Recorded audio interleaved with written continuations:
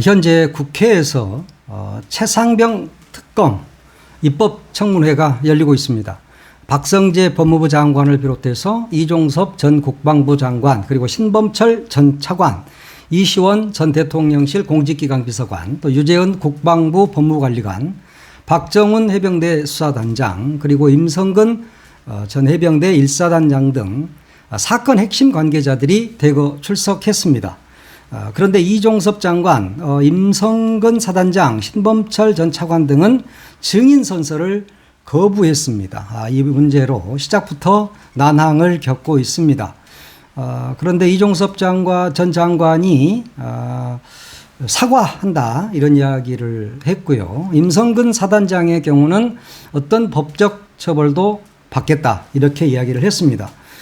그러면서 사표 내는 문제와 관련해서 정청래 위원장이 오늘 사표를 낼 것이냐라고 물으니까 그건 나중에 내겠다 이렇게 이야기를 하면서 살짝 비껴가는 그런 모습도 보이고 있습니다. 지금 국민의힘이 참여를 하지 않고 있는데 국민의힘을 제외한 모든 정당들이 참여해서 지금 입법청문회를 개최하고 있습니다.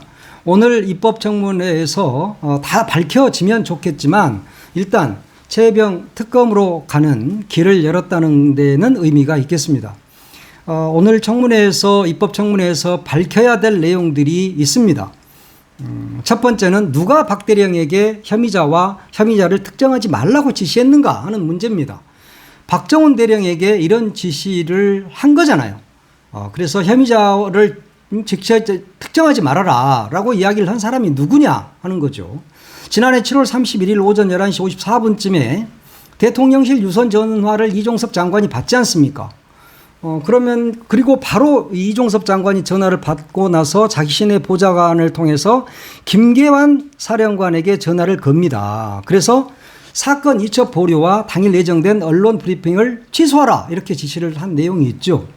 그리고 오후 1시 한 30분쯤에는 이종섭 장관 주재로 국방부에서 회의가 열려요. 또 당시 그 회의에서 나눈 이야기들 이런 것들이 정종범 전 해병대 부사령관 메모에 나와 있습니다. 거기에는 누구 수사 언동하면 안 됨 이런 내용이 담겨 있죠. 그러니까 당시 회의에서 누구를 혐의자에서 제외하라 이런 내용이 논의된 것으로 보입니다. 이런 것들이 사실은 다 CCTV로 촬영이 돼야 되는데 은밀하게 회의가 이루어지다 보니까 이런 것들이 잘 안 보이게 된 겁니다. 그래서 이렇게 청문회까지 오게 된 거고요. 그러니까 이제 이날 회의에서 이 전 장관이 어떤 내용의 지휘를 누구에게 내렸는지 이런 것들이 밝혀져야 사건 수사 외압을 누가 했는지가 정확하게 밝혀질 수 있다는 것입니다. 두 번째, 해병대 수사단이 경북경찰청에 보낸 수사 기록을 국방부 검찰단이 회수해온 이 기록 회수 사건, 이 부분에 대한 규명도 오늘 이루어져야 됩니다. 이첩 보류 지시에도 불구하고 해병대 수사단이 사건을 경찰로 이첩을 하자마자 기록 회수를 했지 않습니까? 왜 했는지, 누구 지시로 했는지 이런 것들도 밝혀져야 되는 것이죠. 이건 역시 윤 대통령이 이종섭 장관에게, 당시 장관에게 전화를 한 사실이 밝혀졌지 않습니까? 그러니까 8월 2일 사건이 이첩된 지 17분 만에, 그러니까 낮 12시 7분에 윤 대통령이 전화를 합니다. 그리고 낮 12시 43분 또 12시 57분 연속해서 윤 대통령이 개인 폰으로 이종섭 장관에게, 출장 가 있는 이종섭 장관에게 전화를 합니다. 무슨 둘이 사귀는 사이도 아니고 다른 이야기를 했다고 그러는데 왜 출장 가 있는 장관에게 대통령이 이 일 말고 시급하게 지시해야 될 일이 있습니까? 그때 일본이 무슨 독도를 침탈했습니까? 북한 놈들이 총을 쐈습니까? 아니잖아요. 그러면 이 사건과 관련된 이야기를 했을 것이다 라고 보는 게 맞습니다. 그런데 마침 두 번째 통화와 세 번째 통화 사이, 그러니까 12시 45분에 박정훈 대령은 보직 해임 통보를 받습니다. 그리고 또 기록 회수는 8월 2일 저녁 7시 20분에 완료가 됩니다. 8월 2일이 그러니까 아주 뜨거운 날이었던 거예요. 근데 이 일을 누가 지시했는지 이 부분이 아직까지 밝혀지지 않고 있죠. 이종섭 장관은 지금까지는 나는 지시하지 않았다라고 이야기를 하고 있습니다. 오늘 청문회에서 나는 지시하지 않았다 라고만 이야기할 게 아니라 나는 지시하지 않았는데 누구인가의 지시를 받고 나는 그것을 리테로 그냥 이야기했을 뿐이다 라고 하는 그 윗선이 누구인지를 이종섭 전 장관은 반드시 밝혀야 합니다. 호주 대사로 도망갔다가 사표 내고 또 여기 이제 있잖아요. 그러면 수사 제대로 받아야 되고 오늘 청문회도 제대로 해야 된다. 그런 것들이, 이런 중요한 일들이 군 검찰단의 자체 생각으로 이런 것들이 가능하겠습니까? 장관도 지시하지 않았다는데 그러면 그 윗선이 있겠죠. 이런 것들이 누구인지 오늘 청문회가 대단한 청문회가 아니에요. 이런 것들 몇 가지만 밝히면 되는 겁니다. 실제로 기록 해수를 앞두고 대통령실 공직기강 비서관, 그러니까 이시원이죠. 그리고 대통령실 국가안보실의 국방비서관, 또 국방부 법무관리관 유재은 이쪽으로 계속 그날 수차례 통화가 이루어진 사실이 이제까지 다 보도로 밝혀졌잖아요. 그러면 오늘 청문회에서는 이런 것들을 누가 지시했는지, 나는 누구로부터 지시를 받았는지 이런 것들을 명확하게 규명하는 청문회가 돼야 된다. 그러지 않고 대충 넘어가려고 하다가는 정청래 위원장한테 아마 많이 혼나지 않을까 이런 생각이 듭니다. 지금까지 상황으로 보면 대통령실이 개입한 게 맞은 것 같아요. 근데 이제 이것을 실질적으로 규명하느냐 마느냐의 문제지. 다 법꾸라지들이잖아요. 그러니까 자기들이 해놓고도 불리한 부분은 증언도 안 하고 이러면서 빠져나가려고 지금 하는 거죠. 오늘 하여튼 밤중까지 한번 이야기를 하다 보면 말이 좀 스텝도 꼬이고 말도 꼬이고 이런 정황이 있을 거고 박정훈 대령이나 저 포대장 이런 분들이 제대로 해주지 않을까 이런 생각이 듭니다. 그리고 세 번째, 국방부의 조사본부에 대한 재검토 지휘. 이것은 누가 했느냐. 이 부분도 오늘 밝혀야 하는 부분입니다. 지금 저 박지원 의원이라든가 박균택 의원이라든가 이런 분들이 지금 김용민 의원 이런 분들이 열심히 하고 계시던데 이런 것들을 집중적으로 추궁을 잘 해서 밝혀내야 됩니다. 국방부로 되돌아온 사건, 이것이 국방부 직속으로 있는, 국방부 장관 직속으로 있는 군사경찰 조직이죠. 이 조사본부로 이관이 되지 않습니까? 근데 여기에서도 이전과 다른 결론이 나오지 않아요. 같은 결론이 나옵니다. 어떤 거냐. 국방부 조사본부 재검토 이야기예요. 임성근 1사단장을 포함한 6명에게 범죄 정황이 있다. 이렇게 국방부 조사본부에서도 이야기를 합니다. 그런데 이 판단이 끝내 묵살됩니다. 그래서 임성근이랑 이런 사람들이 다 빠지게 되죠. 11대 대장하고 7대 대장만 들어가게 된단 말이에요. 이 2명만 적시를 해서 넘기게 되는 것이죠. 이렇게 지금 축소가 된 겁니다. 이렇게 축소가 되니까 이렇게 축소가 돼서는 안 된다. 누가 했느냐, 누가 이런 지시를 했느냐 하는 걸 제대로 밝혀야 되는 것이죠. 이미 이런 것들은 단독 보도, 한겨레 단독 보도라든가 경향신문 보도 등으로 해서 다 밝혀진 내용입니다. 근데 이런 과정에서 윤 대통령을 포함한 대통령실 인사가 개입했는지, 혹은 이종섭 당시 장관이 이런 지시를 내렸는지 하는 것을 청문회에서 오늘 밝혀내야 된다. 이 세 가지를 밝혀내는 것이 오늘 청문회의 목적이 되어야 할 것입니다. 그래야 특검으로 가는 길을 열 수 있고 국민들이 이거 진짜 의혹이 심각하구나. 특검으로 가야겠네. 물론 지금 국민들의 70%는 차상명 특검 해야 된다고 이야기하고 있지 않습니까? 그럼에도 불구하고 대통령이 그 길을 막고 있는 것이죠. 근데 오늘 청문회를 통해서 이런 길을 열어야 한다. 오늘 증인으로 나선 이 사람들도 어떻게 보면 마지막 기회입니다. 그래서 정정당당하게 밝혀야 되고 해병대 명예를 지켜야 되지 않습니까? 예? 진짜 해병대 참 빨간 명찰 명예로운 해병들인데 어쩌다가 참 저 윗사람들이 요모양 욕골이 됐는지 정말 마음이 아픕니다. 변명하지 말고 군인답게 그리고 해병대답게 진실만을 이야기하기를 바랍니다. 오늘 아침에 한겨레 신문을 보는데 강희철 기자가 쓴 아침 햇발이라는 칼럼을 읽었어요. 물론 이전부터 한겨레 신문에서는 지난 5월에도 이거 관련 보도를 했었죠. 제목이 명품백에 가려진 스모킹건, 김건희 여사와 관저 공사라는 칼럼입니다. 강희철 기자가 이걸 썼던데 그동안 쭉 계속 보도를 해왔던 내용입니다. 그리고 뭐 사설로도 많이 나왔었고요. 그런데 이 대통령 관저라는 게 외무부 장관 쓰던 관저를 고쳐서 좀 들어가는 거잖아요. 물론 처음에 청와대는 안 들어가겠다. 왜? 국민들과 소통하기 위해서 뭐 이따 이 말을 하면서 나는 외교부 장관 관저를 쓸 거야. 뭐 이래가지고 거기를 뭐 고쳤단 말이에요. 이 공사를 한 업체가 주식회사 21g, 그러니까 21g이라는 회사죠. 그런데 이 회사가 수의계약으로 따냈단 말이에요. 수의계약으로. 그동안에도 그 전에도 수의계약을 이렇게 했기 때문에 김건희와 뭐 커넥션이 있는 거 아니냐 이런 의혹을 계속 받아왔던 그런 업체입니다. 그런데 이 업체는 여기에 이 넓이와 이 비용을 보면 자격이 없는 업체라는 겁니다. 종합건설 등록업체만 공사가 가능한 일이었습니다. 그런데 21g이라는 회사가 이 공사를 한 겁니다. 그러니까 법을 어긴 거죠. 종합건설업체가 아니야, 이 회사는. 종건이 아닌 거예요. 그러니까 지금 이미 건설산업기본법을 어긴 겁니다. 국토교통부의 이 회사는 실내 건축공사 전문업체로 등록이 돼 있기 때문에 실외 증축공사라든가 이런 것을 할 수가 없어요. 그리고 그 정도 규모를 할 수가 없는 겁니다. 그런데 공사를 한 거거든요.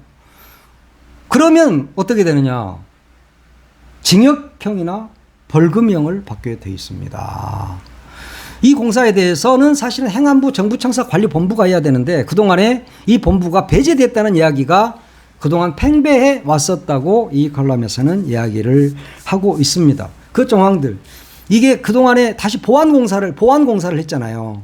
근데 왜 입주가 늦어지냐? 원래 이제 대통령 부부가 9월 1일 날 관저에서 출근하겠다라고 이야기를 했다가 11월 7일에야 들어갔거든요. 그러면 2달 이상 늦어졌습니다. 관저로 간 게. 그래서 뭐 아크로비스탄가 뭐 거기에서 출퇴근하느라고 정말 그쪽 강남 시민들이 고생 많이 했잖아요. 왜 그러면 이렇게 늦어졌을까? 제대로 공사가 되지 않았을 가능성이 있다는 것이죠. 그러니까 보안 때문에 그런다라고 보안 공사를 더 해야 되기 때문에 늦어진다라고 당시 대통령실은 이야기했지만 보안 공사가 아니라 보완 공사였을 것이다라는 겁니다. 아니 집을 고치고 증축하고 이렇게 막 안에 고치고 하면서 일괄해서 하는 것이지 공사 다 해놓고 보안 공사는 따로 해야 되겠네 하고 하는 일은 사실은 없지 않습니까? 그게 건설업자들 이야기입니다. 그런데 이 문제가 터져서 감사원한테 감사를 좀 해봐라 라고 여기저기에서 막 고소하고 고발하고 제소하고 했는데 감사원은 아직까지도 감사 결과를 내놓지도 않고 있고 감사를 제대로 하고 있지 않습니다. 이게 무자격자가 대통령이 사는 관저를 했다. 그리고 김건희가 여기에 개입을 했다. 이러면 이것이 바로 국정농단인 것이죠. 박근혜가 왜 쫓겨나서 지금 대통령이라는 소리도 못 듣습니까? 탄핵돼가지고. 최순실이 국정농단한 사건 때문에 그렇잖아요. 선출되지 않은 공직자가 권한을 행사했다면 그것이 바로 국정농단인 것입니다. 김건희를 우리가 투표로 뽑았습니까? 윤석열 대통령을 뽑았잖아요. 0.7% 차이로. 그러면 만약에 이 큰 문제를 한 나라의 대통령이 사는 그 집을 마누라가 개입해서 마누라가 다 이렇게 수의계약하고 해서 이런 커넥션이 있다면 그것이 바로 국정농단인 겁니다. 그러면 처벌받아야 되는 거 아닙니까? 처벌뿐만이 아니라 만약에 그렇다면 국정농단을 했다면 대통령은 그것을 관리하지 못한 죄가를 받아야 되는 것이다. 그것은 바로 탄핵이다. 박근혜 때 그랬으니까. 최순실이 국정농단한 것 때문에 날아갔잖아요. 그걸 보면 알 수 있다. 이거 감사원이 지금 감사 않고 넘어간다고 그냥 대충 넘어갈 것 같습니까? 이걸 야당, 민주당이나 조국혁신당이나 이런 당에서 모를 것 같아요? 다 알잖아요. 그러면 이거 어떻게 되겠습니까? 결과적으로 이건 역시 나중에 특검을 하는 수밖에 없을 것이다 하는 생각이 듭니다. 박근혜도 특검 윤석열 특검 해가지고 날아간 거 아니에요? 네. 자, 그러니까 이것도 눈 부릅뜨고 지켜봐야 할 일이다 이런 생각이 듭니다. 역시 뭐 한겨레가 뭐 욕을 가끔 먹기도 하지만 그래도 좋은 기사를 많이 쓰는 것 같습니다. 저도 한겨레 열심히 보고 있고요. 경향신문도 잘 보고 있습니다. 네. 그리고 숙명여대 총장, 숙명여대가 이렇게 뜨거운 감자가 될 줄 몰랐어. 김건희가 아마 거기서 논문을, 김건희 졸업생의 논문 때문에 난리가 난 거 아닙니까? 대통령 선거 후보 때부터.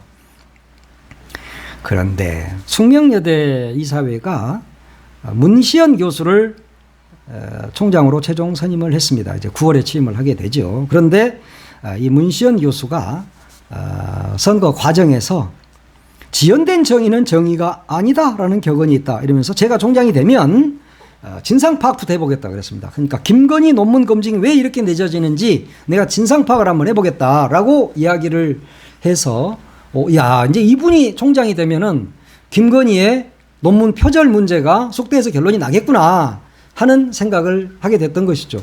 학생들의 96%의 지지를 얻었습니다. 와. 학생들도 숙명여대 살아있네 뭐 이런 이야기가 막 나오더라고요. 숙대가 정말 어느 댓글에 보니까 이런 게 있어. 숙대가 쑥대밭인 줄 알았는데 진짜 숙대다, 멋진 숙대다 막 이런 게 있더라고요. 근데 진짜 이제 교수 제대로 총장님을 제대로 뽑았으니까 김건희에 대한 논문 표절 문제 이런 거 잘 좀 진상조사를 해야 될 것 같아요. 지금 현 총장이죠. 그러니까 장 총장이 이걸 회피했단 말이에요. 그래서 숙대 동문회 또 그리고 숙대 동문 교수들이 이거 따로 조사를 했잖아요. 김건희 논문 표절률이 얼마나 되느냐. 그랬더니 석사 논문 표절률이 48.1%에서 54.9%에 이른다는 결론을 내렸습니다. 그럼에도 불구하고 숙명여대 장 총장 장윤금 총장이죠. 체제하에서는 이것을 밝히지 않고 있었던 겁니다. 그런데 이제 문시현 교수가 9월에 총장이 되면 제대로 밝히겠다고 하니까 이런 것들이 이제 차근차근 하나하나 밝혀지게 되는 것입니다. 진실은 절대 가려질 수 없습니다. 어둠은 빛에 의해서 거치게 되어 있습니다. 지금 일시적으로 김건희가 국정농단을 할 수는 있어요. 자기가 대통령인 것처럼 센터에 쓰고 자기가 관저도 개입하고 여기저기 개입해서 그리고 최재형 목사 이야기 들으면 무슨 별별 인사까지 다 개입한 것으로 보이지 않습니까? 그런 정황이 있지 않습니까? 그러면 앞으로 이런 것들은 잘 밝혀질 것이다 그랬습니다. 댓글에도 아주 축하하고 좋아하는 글 일색이더라고요. 올때 메로나님이 약속을 지키시오. 숙명여대 학생들 학위를 국민대처럼 만들지 않으려면 하겠습니다. 문시현 차기 총장에게 하는 말이죠. 그리고 김님이 3년은 짧고 숙대는 영원하다 그랬네요. 숙대는 영원하다. 숙대가 참 이제 멋있어요. 숙대는 살아있었네. 그런데 국민대는? 이라는 KWW님의 댓글도 있습니다. 기대한다, 축하한다 이런 댓글들이 기사마다 엄청나게 많이 붙어 있던데 어떤 한 분이 냉철한 학자로서의 판단으로 숙명여대의 위상을 지켜주세요 그랬습니다. 숙명여대 좋은 대학이지 않습니까? 그런데 김건희의 표절 논문 문제를 해결하지 않고 미루고 하면서 숙대가 쑥대밭이 됐었던 건 사실이지 않습니까?